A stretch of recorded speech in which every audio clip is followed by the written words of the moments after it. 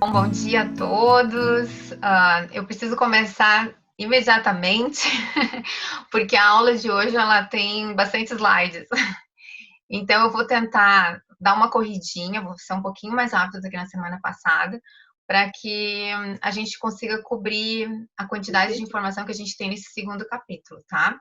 Então eu vou dar um espaço, vai ser mais espaçado, o espaço das perguntas, mas as dúvidas que vocês tiverem, já peguem um caderno e já vão anotando, ou algum comentário relevante, para quando eu abrir para perguntas a gente não perder tempo e poder ser bem objetivo e cobrir o máximo de conteúdo que der, ok? Eu quero começar então fazendo uma oração. Pai, eu te agradeço, Senhor, porque podemos usar essa ferramenta. Pai, eu te agradeço porque temos tantas pessoas reunidas no domingo de manhã, Senhor, neste horário. E eu te peço, Pai, que tu esteja realmente abrindo os nossos corações, Senhor, para entender a tua palavra, para reter, Senhor, e para aplicar o que a gente está aprendendo, Senhor. É em nome de Jesus que eu oro. Amém. Então, hoje nós estamos no capítulo 2, né, de Ruth. E eu quero começar o capítulo 2 de Ruth relembrando, né, o que a gente viu, a história da conversão da Ruth, né, que até a gente discutiu um pouquinho sobre isso na semana passada, a gente dedicou um tempo maior, tá? Esse é um comentário do Beacon, que foi o Rogério até que me emprestou.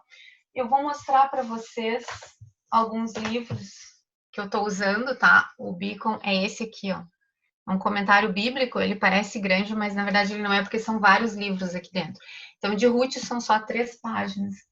Mas é bem interessante, eu gostei bastante dessa explicação, resolvi colocar aqui para vocês, para a gente relembrar então a aula passada, né? O que é mais importante? A conversão de Ruth, né? E essa conversão ela é um retrato preciso da opção que uma pessoa faz quando ela se torna um cristão. A primeira coisa, né?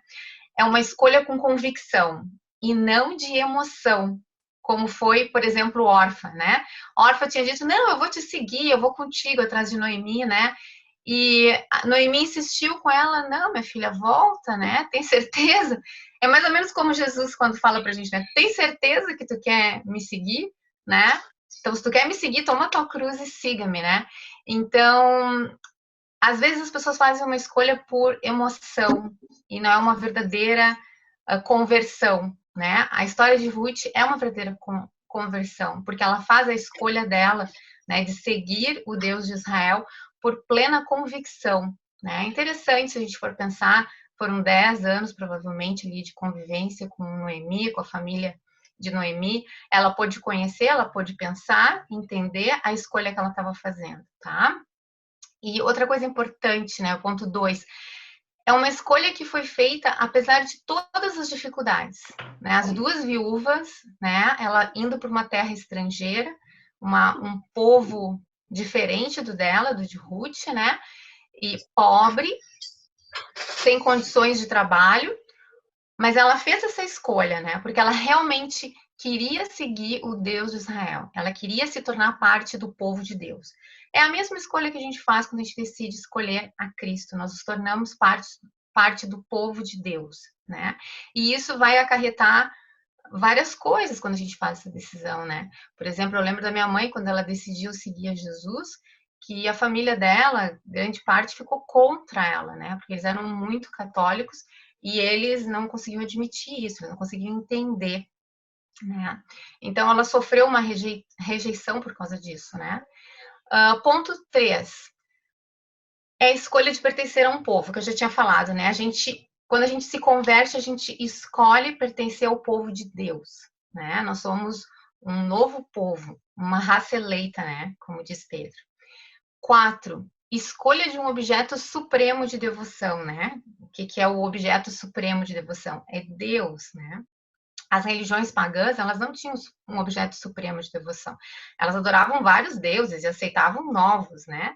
Quando a gente escolhe por ser um cristão, Deus é único e verdadeiro. Não existem outros deuses para competir com ele. Ele é que tem que ser o supremo, tá? E o quinto ponto foi uma escolha sem opção de voltar atrás, né? Não existe essa opção. É uma opção para sempre, né? O que a gente chama da perseverança dos santos. certo? Quando a gente escolhe e a gente verdadeiramente crê em Cristo, a gente não olha para trás, porque se a gente olha para trás, nós não somos dignos, é isso que Cristo diz. Então, eu acho que é importante esse resumo do que foi a conversão de Ruth e como isso se aplica para nós hoje, que às vezes parece simplesmente uma história lá e não vemos, às vezes, muita relação com o Novo Testamento, tá? Então é importante destacar essas coisas. Então vamos começar, eu vou colocar todos os textos que a gente vai ler direto aqui na tela, para a gente não perder tempo abrindo a Bíblia, tá? A gente vai ler diretamente aqui. Então, vamos começar pelo versículo 1. Noemi tinha um parente por parte do marido. Era um homem rico e influente. Pertencia ao clã de Elimeleque e chamava-se Boaz.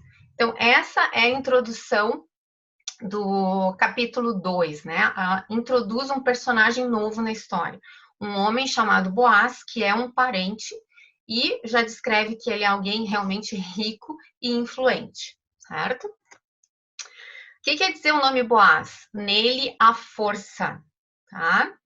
E o Boaz, ele vai ser um retrato do amor gracioso de Deus. Vamos seguir adiante. Então, versículo 2 e a primeira parte do 3. Ruth, a moabita, disse a Noemi: Vou recolher espigas no campo daquele que me permitir. Vá, minha filha, respondeu-lhe Noemi. Então ela foi e começou a recolher espigas atrás dos ceifeiros. Gente, primeiro ponto importante que a gente descobre aqui em Ruth nesse capítulo, né? Ruth é uma mulher de iniciativa. Ela demonstrou disposição de trabalhar e buscar o seu sustento e o sustento de sua sogra, né? Eu acho muito interessante essa primeira parte, porque elas chegaram, ela toma a decisão de ir trabalhar e vai trabalhar. E eu acho interessante porque Noemi não diz assim, eu vou contigo, né? Eu esperaria isso. Mas daí eu fico pensando, por que Noemi não falou isso? Provavelmente por ela ser idosa e por ela ter dificuldade. Ela não poderia fazer isso. Ela precisava de alguém que sustentasse ela, né? Então eu deduzo isso, né? Assim que eu entendo. Então a Ruth, ela não ficou esperando de braços cruzados um milagre, porque a situação delas era terrível. Elas não tinham nada, né? E emprego para a mulher, como a gente viu naquela época, era muito complicado, tá? Ainda mais uma mulher viúva. Ela precisava sempre de um marido, de um homem na família que cuidasse dela. Então, outro ponto, a Ruth admitiu sem traumas que era carente e necessitada. Por que a gente diz isso? Porque ela disse, eu vou colher espigas. Depois a gente vai entender melhor o que significa isso dentro do contexto de Israel, tá? Mas ela não teve problema nenhum em dizer, eu sou alguém pobre e eu preciso da ajuda de outras pessoas. Ela teve iniciativa para cuidar da sogra, né? Ninguém precisou dizer para ela, olha, tu é responsável pela tua sogra, tu tem que cuidar dela. Ou mesmo dizer para a sogra, vamos lá comigo, preciso que tu trabalhe também, né? Não, ela entendeu que por ser jovem, ter força, ela deveria assumir essa posição, tá? Então ela assumiu a posição de provedora da sogra.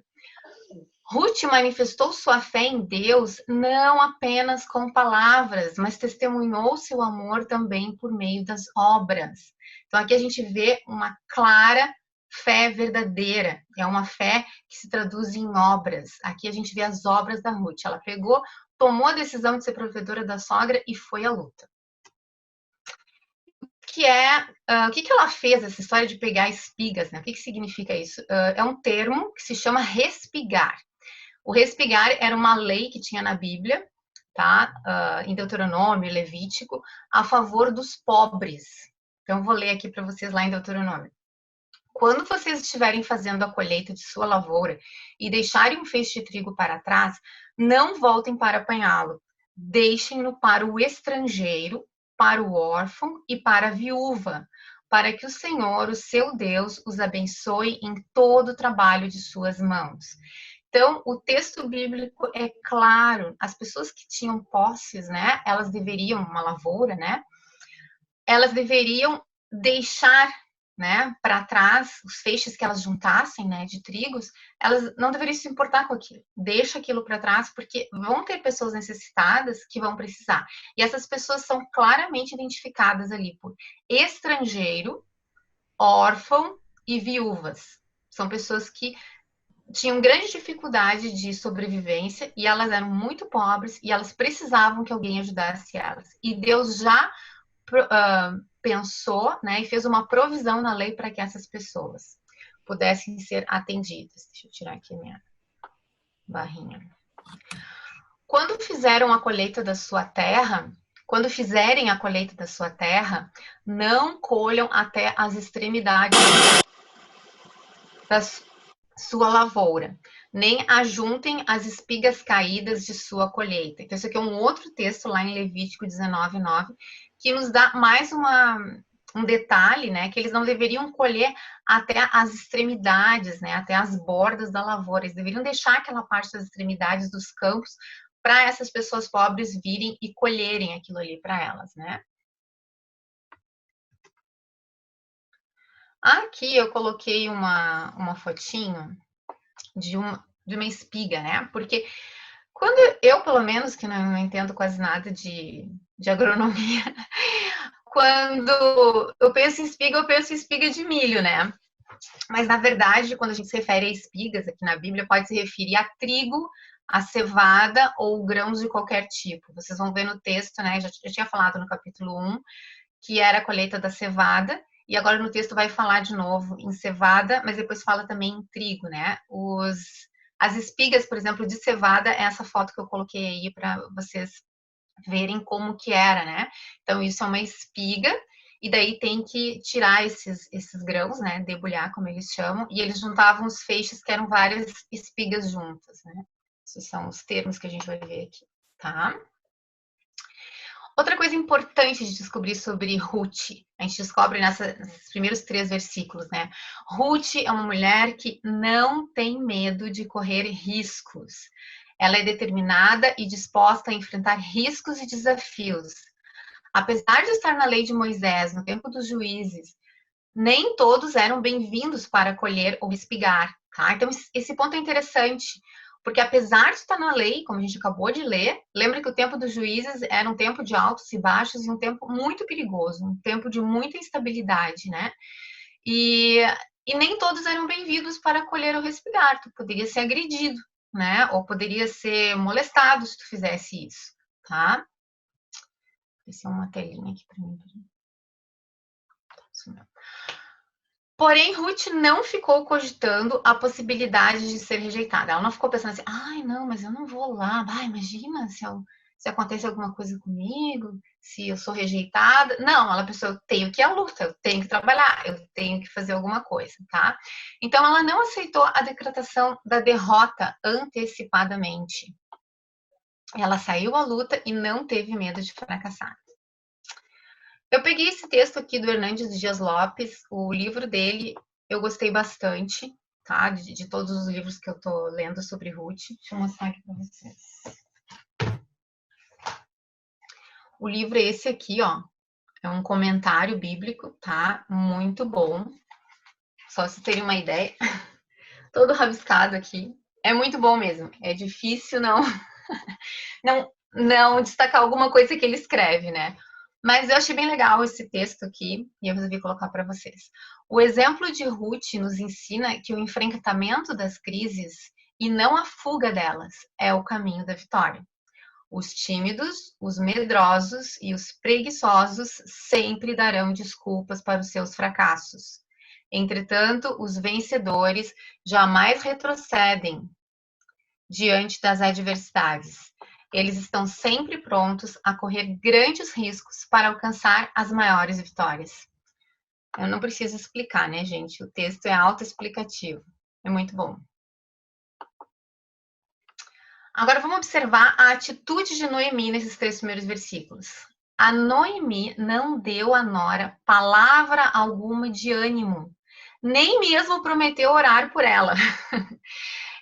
É uma observação muito interessante desse grande homem de Deus aí, eu acho que se fala assim, Warren Wiersbe, tá? Ele é americano, mas esse sobrenome dele é alemão, o pai dele era alemão, tá? Ele já morreu, ele é fantástico, assim, os comentários dele, né? O Hernandes Dias Lopes cita muito ele no livro, tá? E eu olhei algumas coisas dele na internet também, fiquei impressionada com esse homem. com a sabedoria que ele tem, quanto que ele conhecia da palavra de Deus, né? E ele faz essa observação, assim, bem peculiar de todos os livros. Eu vi que foi só ele que observou isso, né? Então, é interessante a gente ver que a Noemi, ela era uma mulher amargurada, como a gente viu ali no final do primeiro capítulo, né? Depois de tudo que aconteceu na vida dela. E isso se reflete aqui, nesse momento, né? Vejam só, ela não está sozinha, ela veio para a terra dela com uma nora disposta a estar com ela até o fim, né? Disposta a trabalhar, a prover para ela. E a Noemi só disse, vai, minha filha, né? Ela não deu nenhuma palavra de ânimo, nem disse assim, tá, eu vou estar orando por ti, para que Deus te proteja, para que tu prospere. Nada, né? Mas a gente vai ver que ela vai mudar no decorrer da história. Então, vamos adiante, tá? Versículos, a segunda parte do 13 e a primeira parte do 4. Por acaso, entrou justamente na parte da plantação que pertencia a Boaz, que era do clã de Elimeleque. Então, aqui, né, lembra, a gente está falando de Ruth. Então, Ruth, por acaso, a gente sabe que acaso não existe, sorte não existe, né? Nada é por acaso, Deus está no controle de tudo, tá? Tudo tem um propósito na nossa vida, tá? Mas, claro que na hora de escrever aqui o que aconteceu, essa história, né? Então, a forma como o autor colocou, ela chama atenção para isso. Por acaso, entrou justamente na parte da plantação que pertencia a Boaz, que era do clã de Elimeleque. Naquele exato momento, Boaz chegou de Belém. Então, assim, é tudo por acaso, e naquele momento, Boaz chegou ali nos campos dele, tá? Desculpa, eu coloquei esse slide aqui, tá no lugar errado. Bom, desculpa. Essa parte aqui tem a ver com o primeiro versículo, ó. Voltando lá para o primeiro versículo. Ruth, a moabita, disse a Noemi, vou recolher espigas no campo daquele que me permitir. Tá? Então, a Ruth estava procurando alguém que lhe mostrasse graça. Como a gente viu, né, naquela época, apesar de estar na lei, nem todos permitiam, certo? Então, ela disse isso, olha, eu vou buscar espiga no campo daquele que me permitir. A graça é o favor concedido a alguém que não tem o direito. Então, assim, ela não teria, digamos assim, o direito legal de chegar e dizer assim, eu vou catar espigas aqui nesse campo, né? Apesar de Deus ter colocado isso na lei, tá? Alguém poderia escolher não permitir que outras pessoas entrassem. Estaria contra a lei? Estaria, mas não haveria uma punição para isso, tá? Então, ela não tinha esse direito de exigir isso. E ela entendeu isso. Então, ela disse assim, olha, eu vou catar espigas, mas esse é naquele que eu consegui, né? Como mulher, viúva, pobre, estrangeira, Ruth não poderia reivindicar coisa alguma a quem quer que fosse. Então, assim, além de ser pobre, ela era estrangeira, ela era viúva e ainda era mulher, né? Então, tudo pesando contra ela.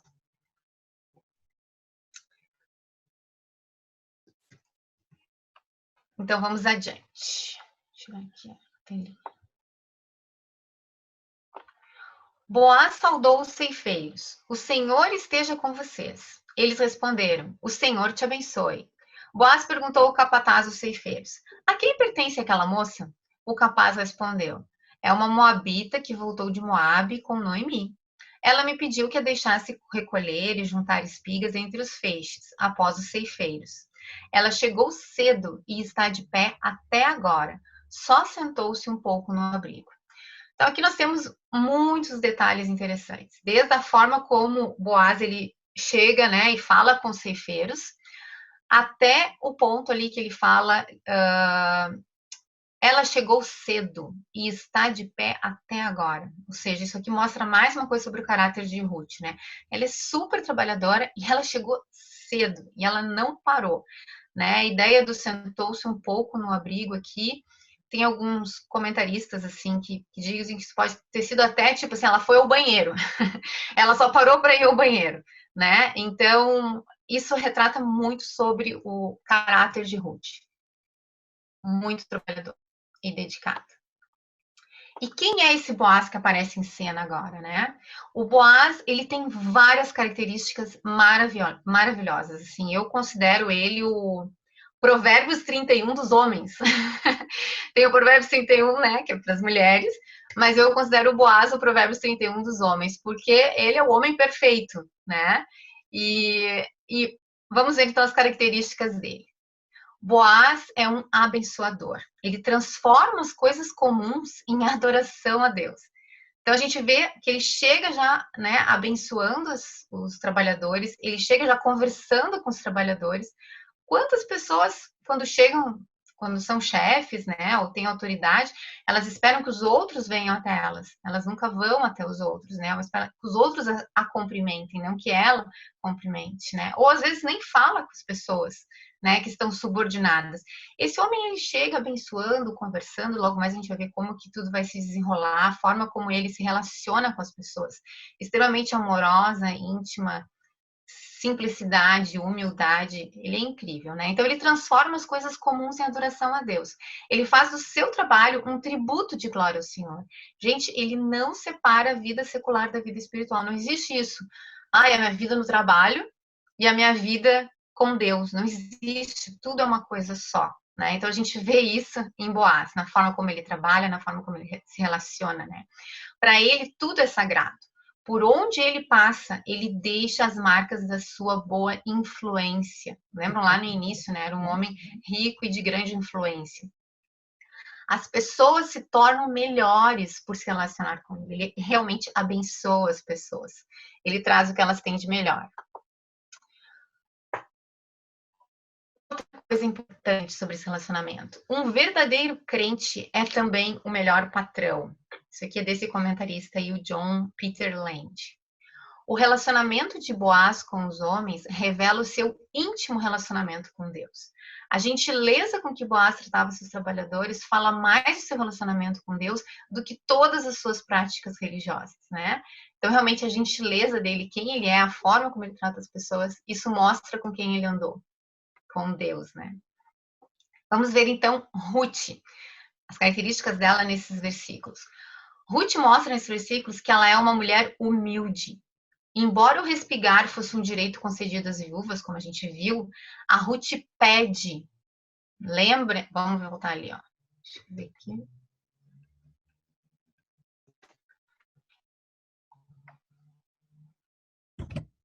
Meio atrapalhada aqui com as telinhas. Ai, só um pouquinho, gente. Me perdi aqui. Olha só, último versículo ali, ó. Ela. Vou colocar meu. Ai, quando eu coloco o cursor aparece uma telinha aqui. Peraí. Tá, não vou colocar o cursor. O último parágrafo. Ela me pediu que a deixasse recolher e juntar as espigas. Quem é que diz isso? O capataz, tá? Então, ela não chegou ali exigindo, cobrando, nem nada. Ela chegou e pediu. Então, isso mostra que ela é humilde. Ela não reivindica direitos, mas ela suplica o favor. Quando a providência a fez pobre, ela não sentiu vergonha de assumir o papel de uma pobre necessitada. Não devemos nos envergonhar de qualquer trabalho honesto. Ruth nos lembra a mulher de Tiro e Sidom. Então a Ruth, ela se submeteu, ela sabia a situação que ela estava e ela se submeteu a um trabalho, né, que mostrava claramente que ela era uma pessoa muito necessitada, né?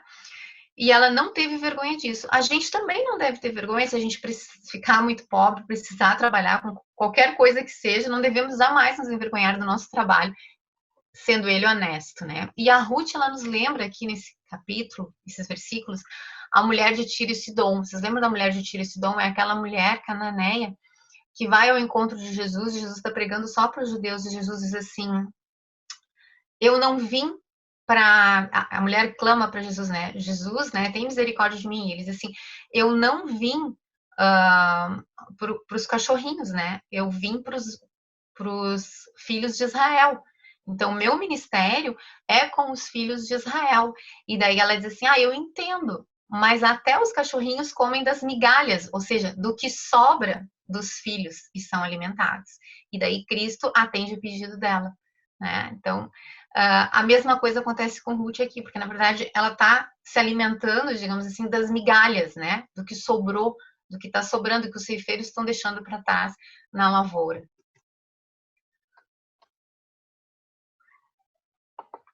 Opa.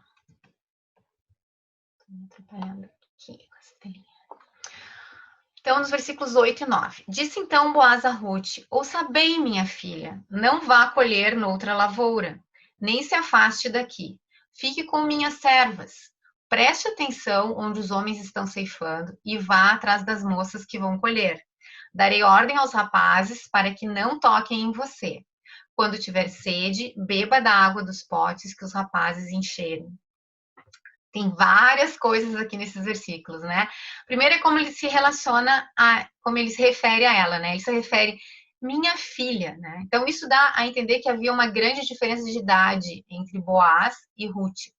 Provavelmente, Ruth deveria ter em torno de uns 25, 27 anos, né? Como é que se calcula isso?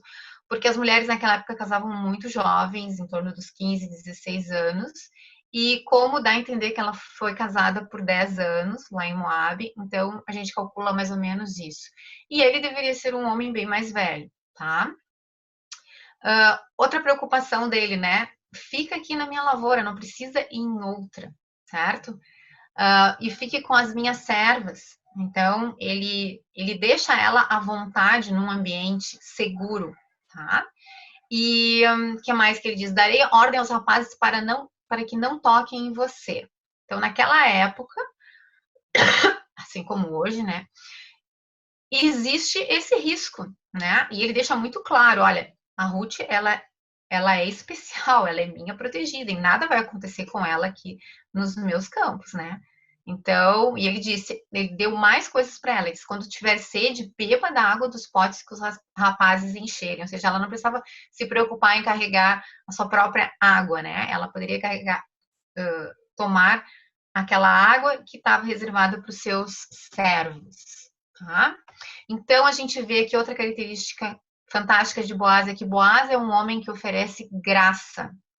Ele permite que Ruth recolha em seu campo, né? Ele diz para ela, fica aqui, aqui vai ter o suficiente para ti, tu não precisa ir para um outro campo. Boaz é um homem que oferece provisão, né? Ele oferece a Ruth a mesma provisão dada aos trabalhadores, ele trata ela como uma trabalhadora, né? Ruth passa a ter a liberdade de beber da sua água. Ruth passa a desfrutar a companhia de suas servas. Boaz é um homem que oferece também proteção. Ele toma as medidas para proteger Ruth de abordagens constrangedoras dos segadores. Ele já estabelece ali um limite para que ela não seja importunada. Ruth estava sob seus cuidados e proteção. Ele agora era o responsável por Ruth porque ele disse para ela, fica aqui nos meus campos. Ninguém podia tocar em Ruth. Continuando, versículo 10. Ela se inclinou e, prostrada, rosto em terra, exclamou: por que achei favor a seus olhos, a ponto de o Senhor se importar comigo, uma estrangeira? Então a gente percebe que como que ela se enxergava como uma estrangeira, ela fala isso claramente, né? E ela demonstra grande gratidão, né? E humildade, colocando o rosto em terra para agradecer. Boaz respondeu: contaram-me tudo o que você tem feito por sua sogra, depois que você perdeu o marido, como deixou seu pai, sua mãe, sua terra natal para viver com um povo que pouco conhecia. O Senhor lhe retribua o que você tem feito, que você seja ricamente recompensada pelo Senhor, o Deus de Israel, sobre cujas asas você veio buscar refúgio. Bom, tem um monte de coisas aqui, né? Primeiro que a fama de Ruth chegou antes dela, né? Ele já sabia tudo sobre ela. Quando ele viu ali quem era aquela moça, perguntou para os ceifeiros, né? E daí eles disseram, essa é aquela moabita, né, que veio com Noemi. E ele já tinha ouvido falar dessa moça, já tinha ouvido falar das boas obras dela, né? E ele abençoa ela ricamente. Então a gente vê de novo aqui como realmente a palavra de Deus vivia dentro desse homem, né? Então, aqui nesses versículos, a gente percebe que Boaz é um homem que oferece consolação. Ruth reconhece o tratamento amoroso de Boaz. Boaz demonstrou graça a ela, dando-lhe conforto e falando-lhe ao seu coração. Ruth não tinha necessidades apenas de pão, mas também de significado. Ela precisava ouvir essa palavra de encorajamento dele. Né? Não era só comida que ela precisava de significado também, afinal de contas, né? O que vai ser do meu futuro? Por que eu estou aqui? Imagina, até agora ela estava sozinha, determinada, e de repente ela encontra alguém que entende a situação dela. Ela estava mais carente de consolo do que de alimento. Boaz abriu-lhe. Deixa eu tirar aqui essa telinha. Boaz abriu-lhe não apenas as portas da provisão, mas, sobretudo, os celeiros do seu coração e a abundância do seu amor. Bom, tá tudo explicado aqui, né? Não tem muito o que explicar. Boaz, ele realmente é o exemplo do homem perfeito, né? Ele, na verdade, é o exemplo de Cristo, né, para nós. Da mesma forma como Boaz age com Ruth, é o exemplo que Cristo age conosco.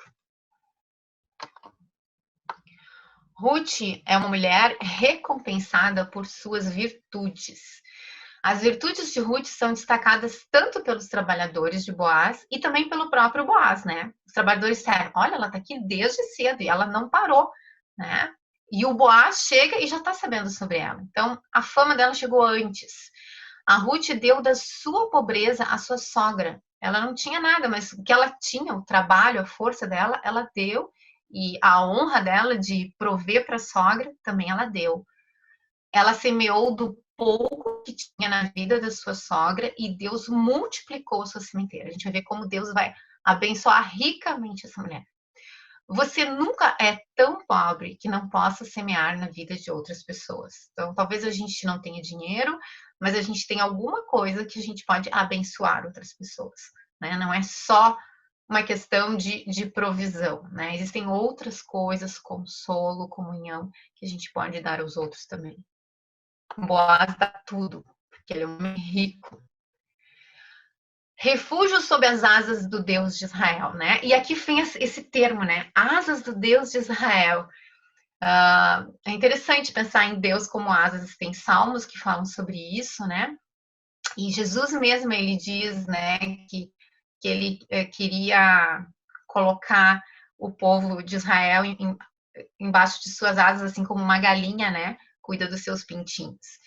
Então, embora Ruth se visse como estrangeira, Boaz a recebe como membro da família do Deus de Israel, sob cujas asas ela veio buscar refúgio. A gente percebe que os israelitas, eles não tinham, isso está nos comentários, eles não eram xenófobos, eles não eram racistas, né? Essa questão do casamento entre judeus era uma questão religiosa, mas jamais de racismo, certo? Tanto que ela sendo de Moab, no momento que ela se converteu, ela é aceita. E Boaz mostra isso, né? E diz, a gente entende que tu veio buscar refúgio. Ela se tornou uma prosélita, né? Alguém que é gentil e que passa a seguir o Deus de Israel, se torna um judeu, né? Não há mérito em nós, mas todos aqueles que buscam refúgio sob as asas do Onipotente encontram salvação. Da mesma forma, isso serve para nós hoje. A mensagem central do Evangelho mostra que todos os que se humilham e buscam refúgio encontram ampla provisão, forte proteção e rica comunhão sob as asas do Onipotente. Deixa eu ver que horas são aqui. Gente, não vai dar tempo de fazer pergunta. Tem alguém que precisa muito fazer uma pergunta? Até aqui? Tá, então vamos adiante. Seguindo, versículo 3. E disse ela: continue eu a ser bem acolhida, meu senhor. O Senhor me deu ânimo e encorajou sua serva, e eu sequer sou como uma de suas servas. Então, ela é uma mulher que sabe expressar gratidão. Isso é muito importante, né? Primeiro, a gente perceber quando algo bom nos acontece, e além de perceber, a gente comunicar isso para as pessoas, né? Ela é humilde o bastante para se curvar diante de Boaz e reconhecer que o seu tratamento generoso é puro ato de graça com ela. Ele não tinha obrigação de fazer isso. 14. Na hora da refeição, então tudo isso, gente, era de manhã, né? Tudo isso aconteceu de manhã. Na hora da refeição, Boaz lhe disse: Venha cá, pegue um pedaço de pão e molhe-o no vinagre. Quando ela se sentou junto com os ceifeiros, Boaz lhe ofereceu grãos tostados. Ela comeu até ficar satisfeita e ainda sobrou. Então, Boaz, ele é um homem que oferece comunhão. Olha tudo que o Boaz oferece, né? Além de oferecer provisão, oferecer consolo, ser gracioso, né? Ele ainda proteção, ele ainda oferece para ela comunhão, né? Ele poderia ter deixado ela comer sozinha lá, com a marmita dela, mas não, ele chama ela para participar da mesa com ele e com os seus empregados, né? Aqui no comentário Bacon, ele diz que vinagre, esse comentário aqui, ele diz que vinagre pode significar vinho amargo ou vinagre de vinho, tá? Então, esse assentar-se à mesa e comer pão é uma expressão de quê? De amizade, intimidade e comunhão. Então, ele convida ela, ele aceita ela dessa forma, ele deixa ela à vontade, né? Eu coloquei aqui que isso acabou me lembrando da ceia do Senhor Jesus, né? Pão e vinho. Só que escutando o Meno Kalischer, que também que é judeu, é um judeu messiânico, né? Ele pregando sobre o livro de Ruth, ele disse que um linguista lá em Israel, né? Entende que esse vinagre não era vinagre, que na verdade isso era um tipo de um hummus, sabe aquela pasta de grão de bico, né, que a gente passa. Então, assim, na verdade eu não sei, mas de qualquer forma, isso nos lembra a comunhão com Jesus, que Jesus nos convida para participar na mesa com ele, para ter essa intimidade, né? Tanto que ele diz que quando a gente chegar no céu, né, no fim das eras, a gente vai ter o banquete do Cordeiro, né? Continuando, 15 e 16. Quando ela se levantou para recolher. Ai, gente, só um pouquinho. Os meus slides estão muito grandes. Quando ela se levantou para recolher, deu as ordens a seus servos. Mesmo que ela recolha entre os feixes, não a repreendam. Pelo contrário, quando estiverem colhendo, tirem para ela algumas espigas dos feixes e deixem-nas cair para que elas recolha e não a impeçam. Vários detalhes aqui. Quando ela se levantou para recolher. Então, o que a gente percebe? Eles estavam almoçando, ela comeu até ficar satisfeita, mas ela foi provavelmente a primeira a se levantar.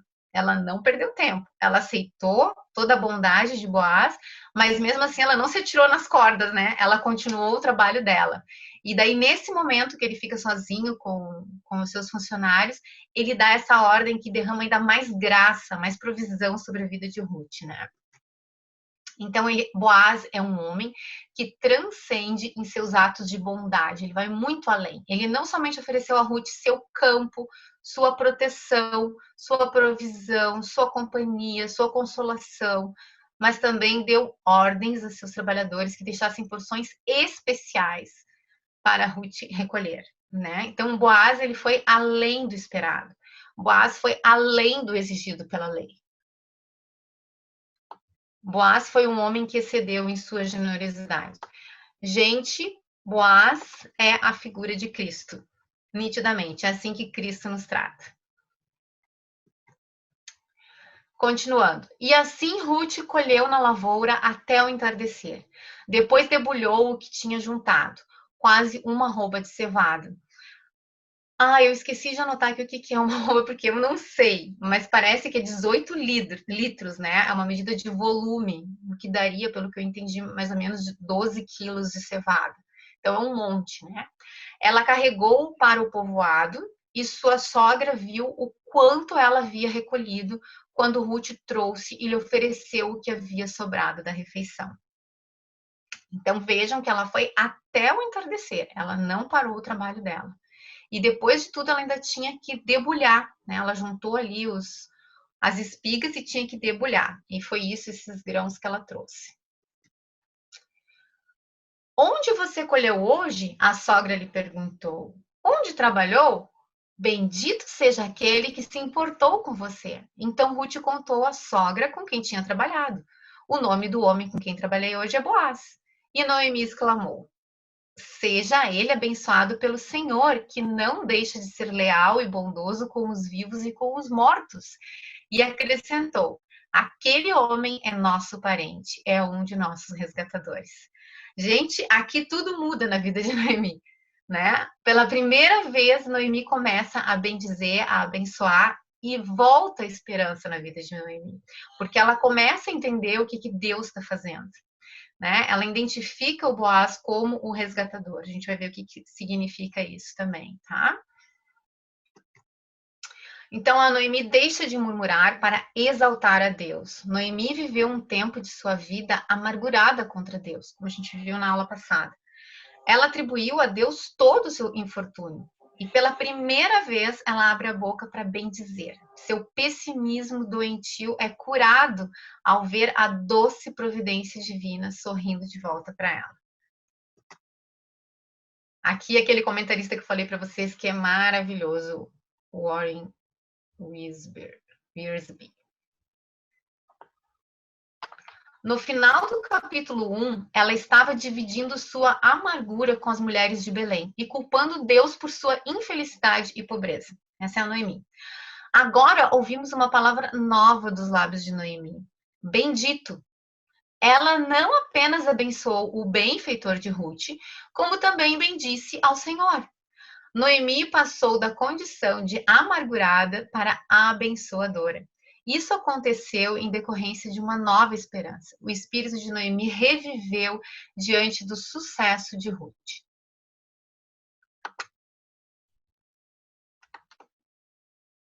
E o que é esse tal de resgatador, né?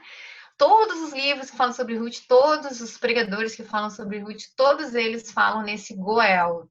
Goel é a palavra em hebraico que quer dizer resgatador, tá?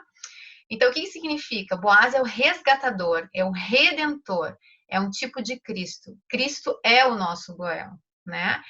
Características desse, ele tem que ser rico, porque ele tem que ter dinheiro para comprar a terra que foi perdida, que ela vendeu.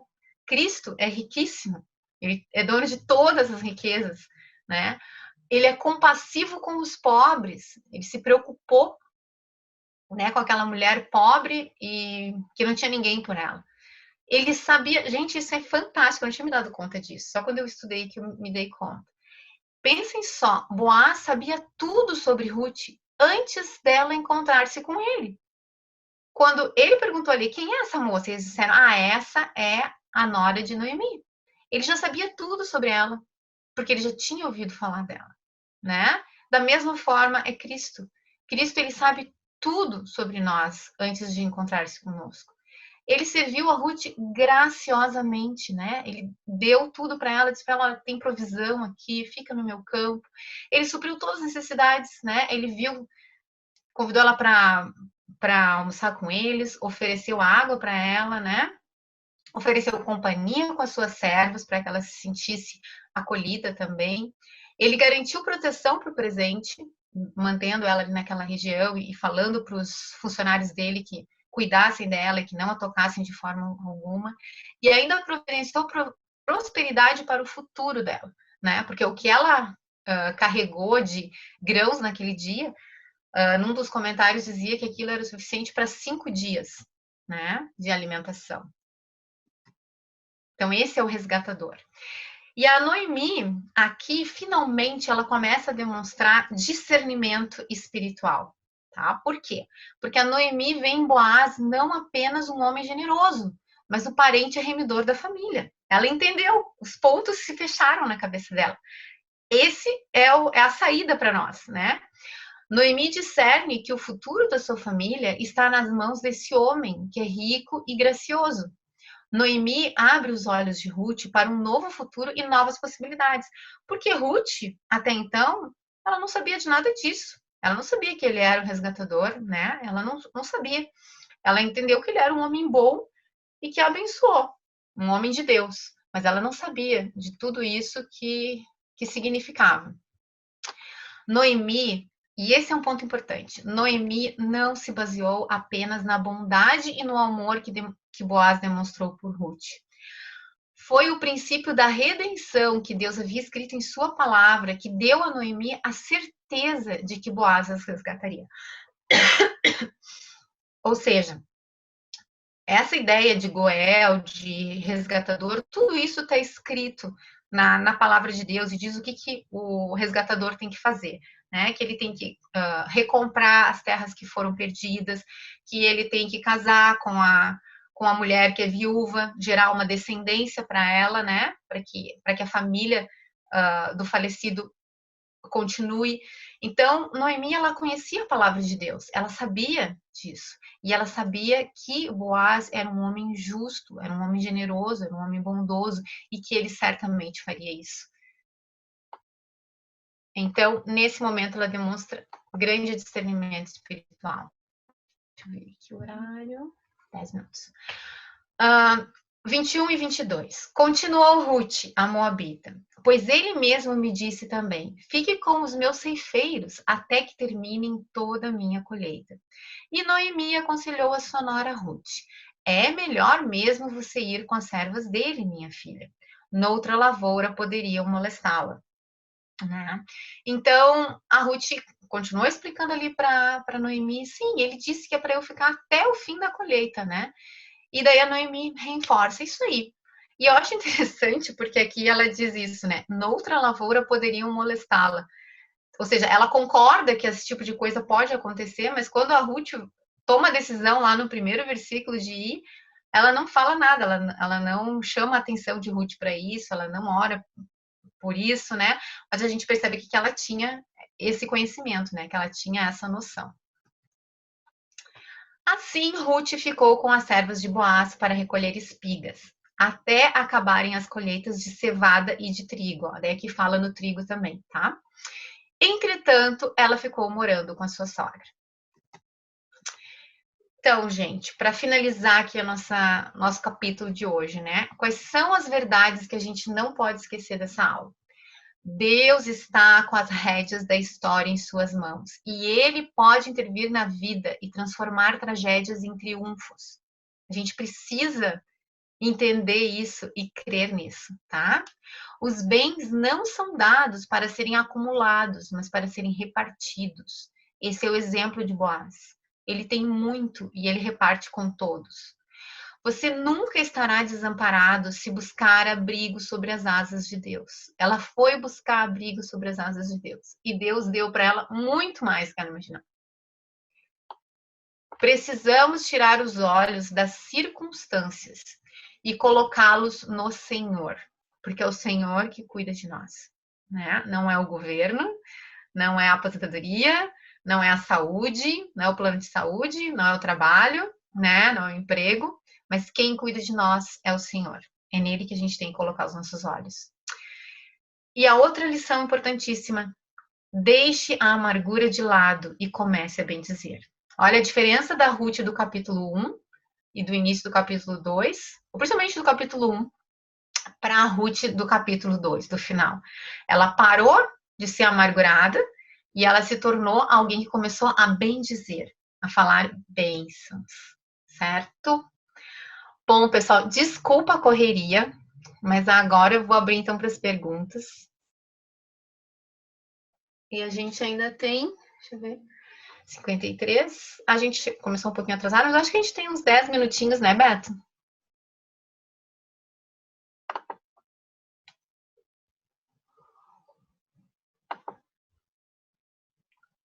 Tá todo mundo em casa mesmo, ninguém vai fugir. Eu tenho um comentário, não é uma pergunta, mas é um comentário que eu sempre achei interessante. Boaz deve ter aprendido de casa sobre o resgate, né? Porque ele era filho daquela prostituta Raabe que foi resgatada de Jericó. Sim. E se tornou também, ela se converteu, ela passou a fazer parte do povo. Então ele deve ter aprendido isso de casa, né? Sim. E é interessante porque depois a Ruth se torna bisavó do rei Davi, né? Então Isso. é uma história muito interessante aí de como Deus resgata a família e Deus não está ligado nas origens. Poxa, era uma prostituta, depois era uma moabita e não sei o que. Isso tudo está na linhagem de Jesus. Sim, O que interessa para eles era o coração. O que interessa para Deus é o coração, né? Acho muito interessante essa história toda. sim, perfeito.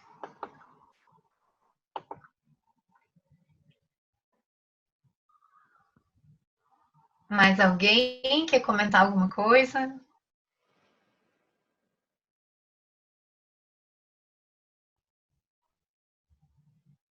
Vocês tinham essa visão, assim, de Noemi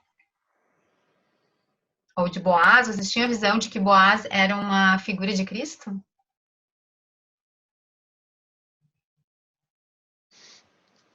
Nas leituras que a gente faz, né, sobre o livro, a gente encontra sempre a figura do resgatador, né? Alguma coisa que estava na lei, ou seja, o responsável por encontrar, como é que se diz, por resgatar, né, as viúvas e coisas assim. Mas parece que era um momento em que o pessoal não estava muito preocupado com a lei, né? É, não, certamente. Sabe uma curiosidade que contaram lá em Israel, que é o seguinte: a gente estava passando por um terreno grande, uma plantação, e tinha uma meia dúzia de gente lá caminhando no meio e pegando algumas coisas. Aí o guia ele disse assim: sabe que aqui é uma prática? Sabe que eles ali não são daqui. Eles entraram no terreno e eles podem pegar o que eles precisam para si, para comer. É uma coisa da cultura deles. Até hoje, então. Até hoje, até hoje. Ah, que Claro que não legal. é a coisa mais comum, não é todo mundo que vai para pegar isso, mas tem gente, eles dizem assim: a gente não nega um copo de água e nem a comida do campo, principalmente aquilo que cai, né? Depois da colheita, as pessoas vão lá e ainda pegam, ainda tinha gente pegando.